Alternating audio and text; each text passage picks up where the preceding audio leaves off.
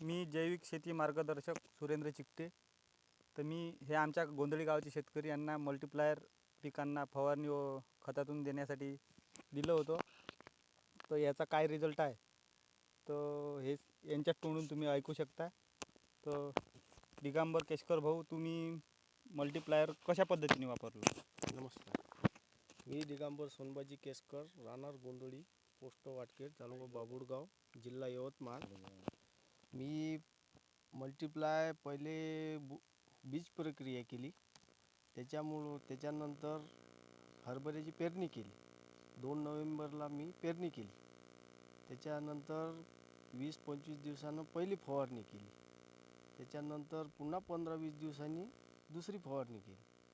हा मल्टीप्लायरचा चांगला रिझल्ट आहे, हे शेतकऱ्यांनी वापरायला पाहिजे. तर शेतकऱ्यांनी वापरायला पाहिजे असं तुमचं म्हणणं आहे. हा. तर याच्या आधी तुम्ही रासायनिकची शेती करत होते, ते पीक आणि आता मल्टीप्लायर वापरल्याच्या नंतरचं पिकामध्ये काय फरक वाटते तुम्हाला? नाही, याच्यामध्ये चांगला फरक आहे, रिझल्ट चांगला आहे. चांगला वाटते रिझल्ट. मल्टीप्लाय फुटवे जास्त केलेले दिसत आहेत, त्याच्यामध्ये हिरवेपणा जास्त दिसतो. काय वाटते तुम्हाला, यंदा उत्पन्न वाढून मिळेल? औंदा जास्त उत्पन्न होईल. 7-8चा ॲव्हरेज लागे मला दरवर्षी. औंदा जास्तची अपेक्षा आहे. जास्त उत्पन्न वाढून मिळेल असं तुम्हाला वाटते. आणखीन तुम्ही दुसऱ्या शेतकऱ्यांना सांगू शकता का त्यांनी घ्यायला पाहिजे आणि शेतकऱ्यांनी हे मल्टीप्लायर प्रोडक्ट आपलं वापरायला पाहिजे? वापरायलाच पाहिजे त्यांनी. तर ठीक आहे, धन्यवाद.